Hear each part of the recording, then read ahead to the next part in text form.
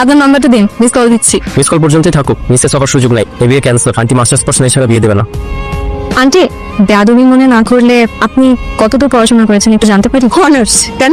আপনি নিজেই তো মাস্টার্স পাস করেননি, অথচ ছেলের জন্য বউ খুঁজছেন মাস্টার্স পাস করা। বিষয়টা একটু কেমন হয়ে গেল না? বিষয়টা একদমই নর্মাল। আমার বড় মেয়ে এবং বড় মেয়ের জামাই দুজনই মাস্টার্স পাস। তাছাড়া ছোট মেয়ে মাস্টার্স করেনি বলে তাকে এখনো বিয়েই দেয়নি। আমার পরিবারে মাস্টার্স পাস ছাড়া কেউ অ্যালাউ না। ঘরের মধ্যে মাস্টার্স পাস থাকা বেশি জরুরি নাকি ভালো মনের একজন মানুষ থাকা বেশি জরুরি? এত কিছু তোমাকে কৈফিয়ত দিতে হবে কেন? বেয়াদব মেয়ে, যাও ঘরে যাও। দাঁড়িয়ে আছিস কেন?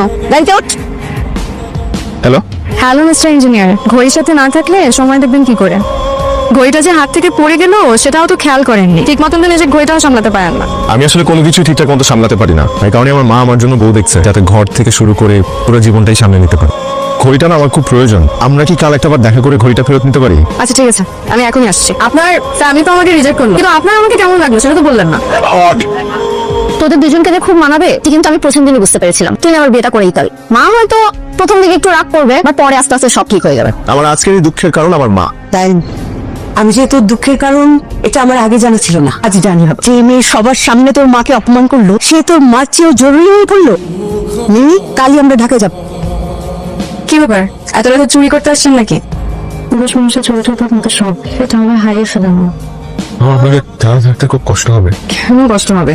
মানুষ পায় না এমন কিছু নেই। ভুলে যাবেন আমাকে, ভুলে গেলে ভালো থাকা যায়। ছেলে মানুষের হম করে কাঁদতে পারে, তাদের বুক ফেটে গেলেও সহজেই কাঁদতে পারে না। যদি ভালোবাসার মানুষের সামনে কাঁদতে পারতো তাহলে খুব ভালো হতো। আমাকে দেখে শিখুন, আমি তো মেয়ে হয়েও কাঁদি না।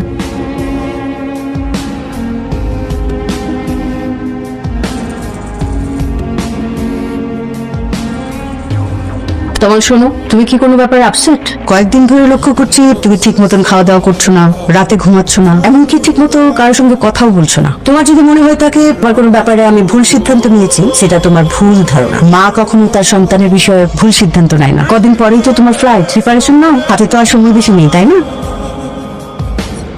খারাপ করে চলে যাচ্ছিস। আমার মন ভালো কি খারাপ তাতে তোমার কি চাই আসে মা? অবশ্যই আসে যায়। সন্তানের মন খারাপ থাকলে মায়েরও মন খারাপ থাকে। রায়া, বাবা, মায়েরাও ভুল করে, আবার মায়েরাই সেই ভুলটা শোধরায়। তাই বাবা, নিজের মনের অজান্তেই নিজের সব চাওয়া পাওয়ার বোঝাটা তোর উপর চাপিয়ে দিয়েছি। আমি ক্ষমা চাইছি বাবা, আমাকে ক্ষমা করে দিস। তুমিও ক্ষমা করে দিই।